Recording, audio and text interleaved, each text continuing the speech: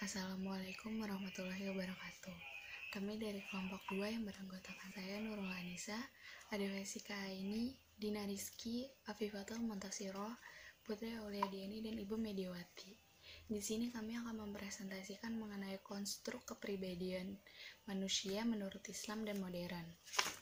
Yang pertama ada konsep kepribadian Islami dalam Islam. Menurut Syekh Taqiyuddin, kepribadian manusia tidak ada kaitannya dengan bentuk wajah, bentuk fisik, dan lainnya. Manusia memiliki keistimewaan yang disebabkan oleh akalnya itu tersendiri. Sementara, baik dan buruknya kepribadian manusia itu berkaitan dengan perbuatannya. Perbuatan yang dilakukan manusia yang meliputi semua perbuatan zahir dan perbuatan batin. Yang kedua ada definisi kepribadian Islam. Syekh Taqiyuddin telah menjelaskan Islam dengan definisi yang sangat jelas, mudah dipahami dan lengkap. Sesuai dengan firman Allah, Quran Surat An-Nahl ayat 89. Dan kami turunkan kepadamu Alkitab Al-Quran untuk menjelaskan segala sesuatu dan petunjuk serta rahmat dan kabar gembira bagi orang-orang yang berserah diri. Kepribadian Islam adalah terintegrasinya akliyah dan nafsiyah yang melahirkan seluruh perbuatan manusia.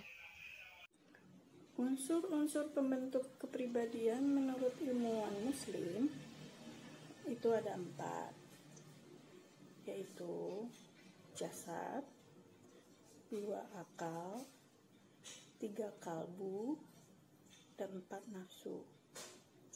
Jasad itu merupakan organ tubuh manusia yang terlihat sebagai tingkah laku,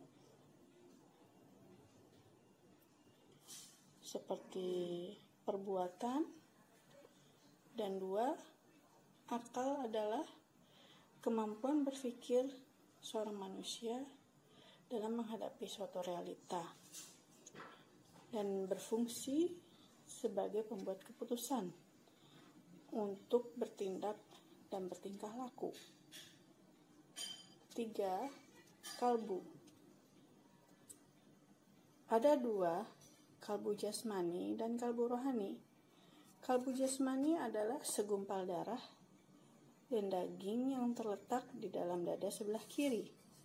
Sedangkan kalbu rohani berhubungan dengan kalbu jasmani yang memiliki insting yang dikenal dengan nama nur ilahi dan mata batin, melahirkan keyakinan benar atau tidaknya suatu perbuatan sebelum dilakukan.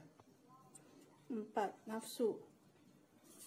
Suatu kecenderungan, dorongan yang ada dalam diri manusia untuk melakukan sesuatu yang melahirkan keinginan, tuntutan pemenuhan suatu kebutuhan.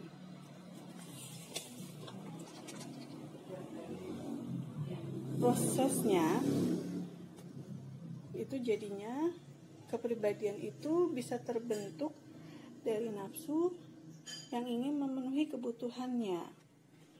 Kemudian dengan akal dipikir, lalu diputuskan, dan kalbu meyakini bahwa perbuatan itu akan dilakukan atau tidak. Lalu jasadnya lah yang akan merealisasikan apa yang diinginkan oleh nafsu yang telah diputuskan oleh akal. Proses pembentukan kepribadian Muslim, yaitu ada 4 tahap. Yang pertama adalah tazkiyah an-nafs. Proses pendidikan dalam pembentukan kepribadian Muslim yang sebenarnya harus diawali dengan proses tazkiyah an-nafs, yaitu proses pensucian diri dari segala kotoran dan kemaksiatan. Karena ilmu Allah dilambangkan dengan an-nur, dan an-nur Allah tidak akan dapat bersemi di hati dan diri manusia yang penuh dengan kemaksiatan. Yang kedua adalah proses pembiasaan. Pembiasaan ini dilakukan untuk melatih keterampilan aspek-aspek jasmani yang berkaitan dengan kecakapan berbuat dan mengucapkan sesuatu. Misalnya, pembiasaan sholat 5 waktu yang dapat dikontrol, baik gerakan-gerakan maupun bacaan-bacaan yang dilakukan. Dalam rangka pembiasaan, diperlukan alat-alat yang berkaitan dengan pembentukan kepribadian, antara lain yang pertama alat-alat langsung, yaitu alat-alat yang segaris dan searah dengan maksud pembentukan, misalnya teladan, anjuran, perintah, latihan, hadiah-hadiah kompetisi, dan sebagainya. Yang kedua yaitu alat-alat tidak langsung. Nah, bersifat mencegah dan menekan hal-hal yang akan merugikan maksud pembentukan. Misalnya, koreksi dan pengawasan, larangan-larangan, hukuman, dan sebagainya. Nah, pada masa anak-anak dan kanak-kanak dibiasakan untuk hidup teratur dan senang akan kebersihan. Sedangkan pada masa sekolah, sudah dapat dibiasakan untuk sholat dan berpuasa. Pembentukan pengertian, sikap, dan minat. Pembentukan pengertian sikap dan minat merupakan kelanjutan dari pembiasaan, dan sebagian sudah dikenalkan pada tahap pertama, yaitu tahap pembiasaan. Nah, dengan pembentukan pengertian tahap dan minat akan diperoleh hal-hal sebagai berikut.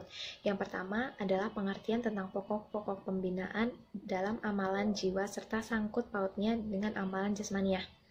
Nah, pengertian ini meliputi nilai-nilai kesusilaan tentang apa yang baik dan benar. Kedua, kecintaan kepada kebaikan dan kebencian terhadap kejahatan, sehingga akan didapatkan sesuatu yang dapat mendorong dan mengerjakan amalan yang baik dan meninggalkan amalan yang jahat. Yang ketiga, rasa berkepentingan dalam soal-soal pelaksanaan kebaikan dan memperbesar minat kepada hal-hal yang baik. Dan selanjutnya, minat itu dapat mendorong pelaksanaan akan perbuatan yang telah dipahami. Ketiga hasil di atas akan menjerumus ke arah keyakinan dengan sadar terhadap pokok kepercayaan yang telah ditanamkan dalam pembentukan kerohanian yang luhur. Nah, yang keempat adalah pembentukan kerohanian yang luhur.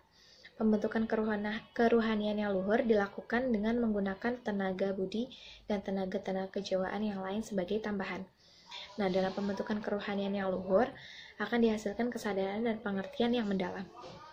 Pada tahap ini, yang tepat disebut dengan pendidikan diri sendiri. Budi menjadi tenaga yang sangat diperlukan dalam pembentukan tahap ini. Budi yang dapat bekerja dengan baik akan mengarahkan akal dan menekan tenaga-tenaga yang lebih rendah. Apabila budi bekerja dengan baik, maka hasil yang diperoleh adalah kepribadian yang sempurna.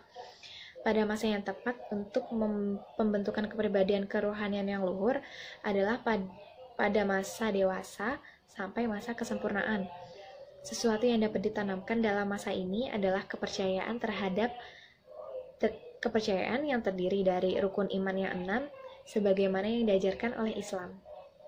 Luhur dilakukan dengan menggunakan tenaga budi dan tenaga-tenaga kejiwaan yang lain sebagai tambahan. Nah, dalam pembentukan kerohanian yang luhur akan dihasilkan kesadaran dan pengertian yang mendalam. Pada tahap ini, yang tepat disebut dengan pendidikan diri sendiri. Budi menjadi tenaga yang sangat diperlukan dalam pembentukan tahap ini. Budi yang dapat bekerja dengan baik akan mengarahkan akal dan menekan tenaga-tenaga yang lebih rendah. Apabila budi bekerja dengan baik, maka hasil yang diperoleh adalah kepribadian yang sempurna. Pada masa yang tepat untuk pembentukan kepribadian kerohanian yang luhur adalah pada masa dewasa sampai masa kesempurnaan. Sesuatu yang dapat ditanamkan dalam masa ini adalah kepercayaan kepercayaan yang terdiri dari rukun iman yang 6, sebagaimana yang diajarkan oleh Islam. Konsep kepribadian dalam pandangan ilmuwan Barat. Menurut George Herbert dalam Lawrence Permin mendefinisikan kepribadian ialah tingkah laku pada manusia yang berkembang melalui perkembangan diri. Perkembangan kepribadian dalam diri seseorang telah berlangsung seumur hidup. Menurutnya, manusia akan berkembang dengan cara bertahap melalui interaksi dengan anggota masyarakat. Ilmuwan psikologi barat berpandangan bahwa yang membentuk atau yang mempengaruhi kepribadian manusia adalah lingkungan tempat tinggal dan pengalaman kehidupannya. Selanjutnya ada unsur-unsur pembentuk kepribadian menurut barat. Menurut Sigmund Freud, unsur kepribadian terdiri atas 3 sistem atau aspek, yaitu yang pertama id atau des-is adalah sistem kepribadian biologis yang asli, berisikan sesuatu yang telah ada sejak lahir.